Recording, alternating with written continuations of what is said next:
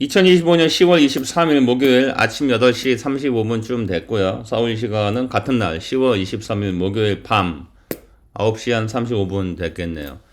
이번 영상은 요 썸네일에 있는 회사 KC's 제너럴 스토어라고 미국 고속도로, 특히 국도상, 한국 표현으로 국도상에 있는 그 편의점, 주유소 운영하는 회사예요. 이게 상장 회사니까 이 주식이 존재하는 건데, 뭐 한국 사람들은 다 이 제도권 언론이나 온갖 유튜버들이 떠드는 거 위주로만 미국 주식을 사는데, 사실 미국 이 경제 체제라는 게 굉장히 세계에서 유일하게 가장 교과서에 나올 만한 이상적인 그런 경제 체제에 그나마 근접한 경제 체제고, 물론 미국도 문제가 많지만, 그렇기 때문에 한국 사람들은 잘 모르는 그런 섹터, 그런 산업이나 그런 비즈니스 모델을 가진 주식들이 장기 투자하기 딱 알맞은 그런 경제 체제예요. 그래서 테크 주식 요즘 뭐 뜨잖아. 뭐 아이온큐네 뭐네 다시 뭐 시끌벅적한데, 퀀텀이네 뭐네 이런 거는 사실 장기 투자하기 좋지 않습니다. 왜냐면은 테크주라는 거는 턴오버가 높기 때문에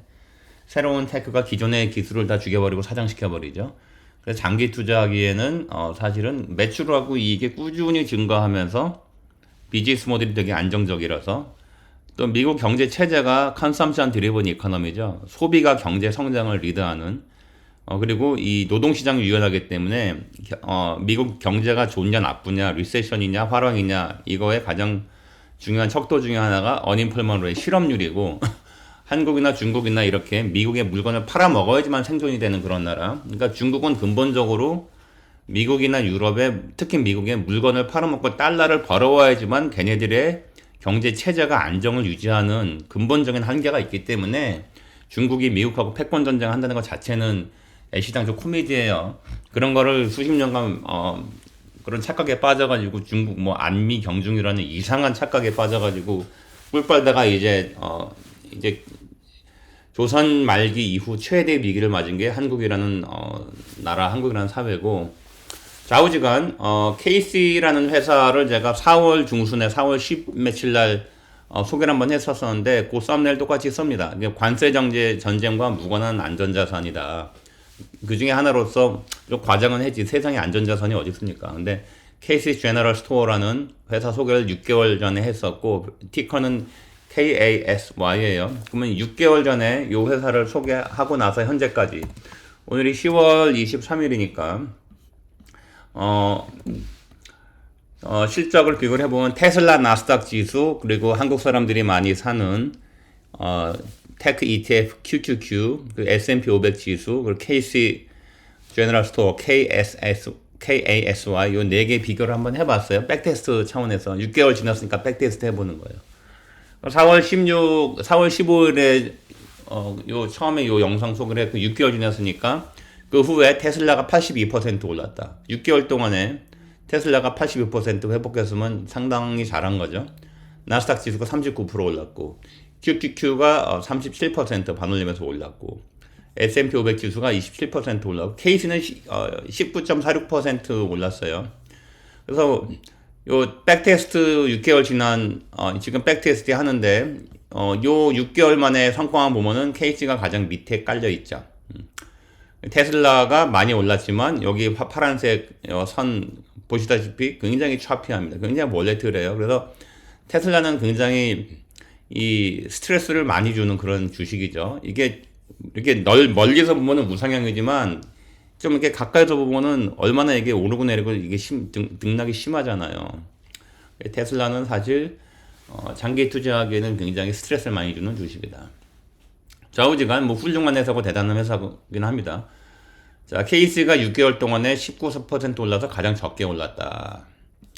그러면은 트럼프가 4월 초에 리버레이션 데이라 그러면서 일요일 밤인가 언제 이제 상호 관세 발표를 하면서 시장이 한 일주일에서 열흘간 개박살 나죠. 그 일주일 동안 리버레이션 데이 발표 한 그 일주일 동안의 성과를 보면은 테슬라가 18% 하락했습니다. 일주일. 그리고 5일 만에, 일주일 만에 18% 하락했고, 나스닥 지수가 11% 하락했고, QQQ가 11% 하락했고, S&P 500 지수도 반올림에서 11% 하락했다. 일주일 만에 지수가 11% 하락했다는 얘기는 개별 주식은 일주일 만에 5, 60%씩 하락한 것도 흔하다는 얘기죠. 작은 주식들은. 케이스 그때 마이너스 반올림에서 6% 하락했어요. 잘 버틴 거지. 그러니까 테슬라가 거의 18% 하락할 때 얘는 6% 하락했으니까 잘 버텼다. 지수보다도 적게 떨어졌으니까 잘 버틴 거고. 자, 그러면은 그 리버레이션 데이 그 개폭락 할 때까지 올 초부터 2025년 1월부터 2025년 4월 7일 그때까지 KC는 끝에 폭락을 한 6% 했어도 그래도 연초 대비 5% 상승돼 있죠. 혼자. S&P 500 지수는 15% 하락해 있다. 1월 초부터 4월 7일까지. QQQ는 18%, 나스닥 지수가 20.5% 하락했다. 그때 테슬라는 연초부터 4월까지 3개월 동안에 43% 하락했습니다. 그러니까 만약에 테슬라 그 레버리지 테슬라 ETF를 샀다면은 자기 돈 다 날라간 거죠. 다 날라간 거야, 자기 돈은. 그쵸? 자, 1월부터 4월까지 5%로 플러스 5%로 유일하게 잘 버텼다. 막판에 6% 하락했어도. 자, 그러면은 4월 8일부터 현재까지 아까 본 대로 테슬라는 61%, 아까 4월 15일부터 봤었고 이거는 4월 9일 그 저점 찍고 나서 현재까지 테슬라 많이 회복했지만 상당히 확 내려갔다. 이게 되게 차피하죠. 그래서 스트레스를 많이 주는 게 테슬라 주식이다. S&P 500 지수는 23%, KT는 24% 올랐어. 4월 9일부터 어제까지.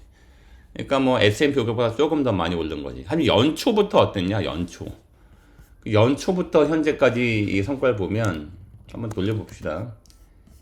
연초부터 요거를 1월 1일로 바꾸고 올 초부터 어제 종가 기준으로 어제까지 KT가 37% 올랐다. 테슬라는 7%, 올 초 대비 7% 올랐어요. 오늘 또 마이너스 한 4, 5% 떨어지겠지, 테슬라. 어제 어닝 발표하고 나서 애프터마켓에서 지금 프리마켓에서 마이너스 한 3.몇 %니까. 테슬라는 올해 좀 올랐다고 해도 제자리다. 연초 대비 제자리. 그리고 굉장히 이 변동성이 크죠, 테슬라. S&P 500 지수, 나스닥 이런 거 다 해도 20%가 안 되죠. 올 초부터 어제까지 오른 거 기준으로는. 하지만 KC가 37%로 올해 제일 많이 올랐죠. 어느 구간만 잘라서 보면은 뭐 KC가 뭐 적게 오르고 했지만 워낙 얘는 적게 폭락 시장이 막 개박살 때는 적게 떨어지기 때문에 이 올 초부터 현재까지는 37%로 가장 성과가 좋은 거예요. 그러니까 스트레스 적게 받는 거야. 다른 데는 막 개폭락할 때 얘 혼자 1%, 2% 하락하고 지수가 막 7, 8% 하락할 때 얘 혼자 마이너스 2, 3% 하락하고 그럼 굉장히 안정적인 주식인 거죠. 그러면 이 회사가 IPO를 하고 나서 현재까지 어떤가? 이 회사가 83년도 10월 21일 날 IPO 하고 나서 어제까지 약 한 42년 동안에 623배 올랐다. 이걸 로고를 취한 거예요. 로고를 안 취하면 비교가 좀 힘들어. 그럼 로고를 취하지 말고 그냥 돌려보면은 로고를 안 하고 돌려보면은 이런 비교가 좀 힘들잖아요. 요거는 그냥 가격을 그냥 그대로 보여준 거고, 물론 83년 10월 21일 날 모든 시큐리티의 가격을 초기 가격을 1달러로 스탠다다이즈 한 거예요. 비교를 좀 한국 사람들 좋아하는 표현이잖아요. 비주얼하게 비교를 편하게 하려고. 네, 로고를 취하면은 좀 더 비교가 편하죠. 이게 회장 막대는 미국 리세션이에요. 그러니까 리세션 4번 거치면서 다 살아남았다. 리세션 때는 주가가 좀 폭락하죠. 이렇게 나스닥이나 S&P 500 지수도 리세션 때 이렇게 폭락하지. 하지만 경계가 다시 이제 회복하고 시장이 다시 리커버하면서 쭉 또 전고치 회복하고 계속 신고가를 만들어 온 거죠. 이게 보면은 다른 리세션 때도 보면은 S&P 500 지수나 나스닥 지수 떨어지는 거에 비해서 적게 떨어지죠. 얘가 개별 주식인데도 상당히 안정적인 주식이다. 한국 사람들 한국 제도권 언론은 이런 주식이 있는지도 모르고 관심도 없고 걔들이 어차피 미국 CNBC나 블룸버그가 떠드는 거 다 뺏겨가지고 본 따서 떠드니까 한국에는 제도권 언론들은 한국에는 유튜버들 대부분도 잘 모르잖아요. 여기 시장에 대해서. 여기 미국 경제 체제가 어떤지 그 사람들은 여기서 경제 활동을 해보질 않은 사람들이니까 알 수가 없잖아. 여러분이 만약에 국도를 달리다 보면은 요 KC라는 요 편의점 편의점, 고속도로나 국도상의 편의점, 이런 것도 자주 보게 되고, 기름 넣으러 자주 이렇게 지방 가다 보면은 이렇게 우연히 볼 수도 있는 그런 간판인데 이런 회사 소개를 했어요. 그러니까 여기서 다시 장기 성과를 보면 어디냐 IPO부터 현재까지 42년 동안에 623배 올랐다. 나스닥 지수가 81배 올랐고 S&P 500 지수가 43배 올랐다.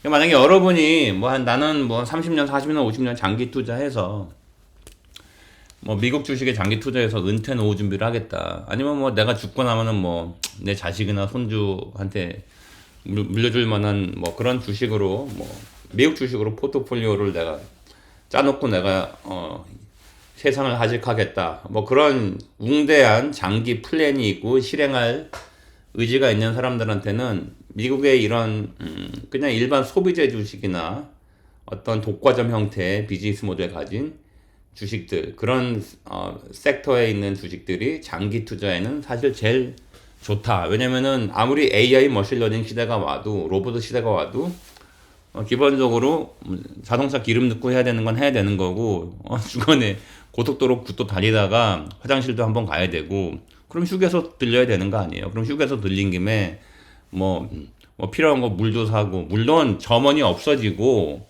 그 무인점 포식으로 돼가지고 로봇가 사람을 대체하고 그거는 그냥 대세니까 기술적인 대세인 거고 화장실을 AI가 대신 가질 수 있는 건 아니잖아. 그리고 배고프면 먹어야 되는 거지, 그쵸?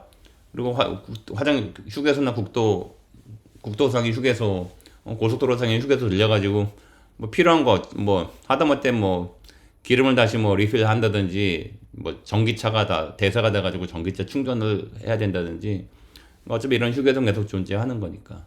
물론 한국은 그 지방에 어떤 돈 들여가지고 개인이나 어떤 조그만 회사가 국도상의 휴게소를 이렇게 멋있게 전놨는데 큰 길이 뚫리면서 거기 이제 통행량이 줄은 거죠. 트래픽이 줄면서 그 국도를 거의 쓰질 않다 보니까 거기 국도상에 있던 휴게소나 주유소가 망하고 그런 게 많이 있지만 미국은 한국하고는 다릅니다.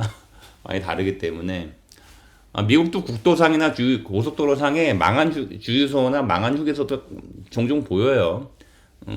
근데 물론 요 회사가 망할 것 같은 나중에 아무도 다닐 것 같지도 않은 그런 도로상에 휴게소를 짓지도 않을 거고.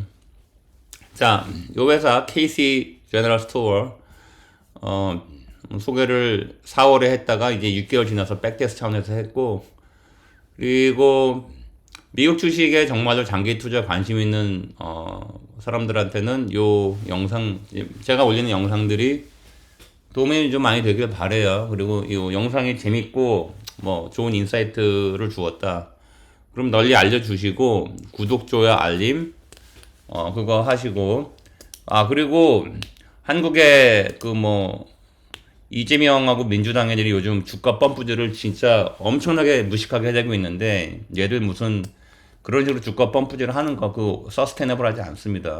하지 않기 때문에 상법 개정을 하고 재벌 개혁을 하고 하기 때문에 한국의 코스피가 저평가된 게 이제는 이재명이가 너무 잘하고 민주당이 너무 잘해가지고 재벌들 저 패고 때려 잡아가지고 앞으로 분배가 더 공정하게 되고 해서 코스피가 2만 3만 갈 거다 믿는 지금 4천인가 5천 가든 1만 가든 저는 한 2, 3주 한 달 전에 한국에 투자하는 ETF EWO 코루라고 KORU EWI 한 2, 3주 전에 다 처분했어요. 근데 그때 한국 코스피가 5천 가든 1만 가든 난 미련 없이 난 다 처분한다고 처분했는데 그래서 우리 이재명이가 너무너무 잘해가지고 민주당이 너무 잘하고 있어서 5천만까지 간다고 믿는 40대 특히 40대 50대 개 돼지 새끼들은 여기 내 영상 보지 말고 나가. 그리고 미국 주식 진심으로 장기 투자에 진짜 하겠다는 의지와 실행력이 있는 사람들은 계속 보면 좋은 거고 그게 아니고 40대 50대 민주당에 몰표 주는 개돼지 새끼들은 나가란 말이야. 자, 이번 영상이 여러분들에게 좋은 인사이트를 주기 바랍니다. 감사합니다.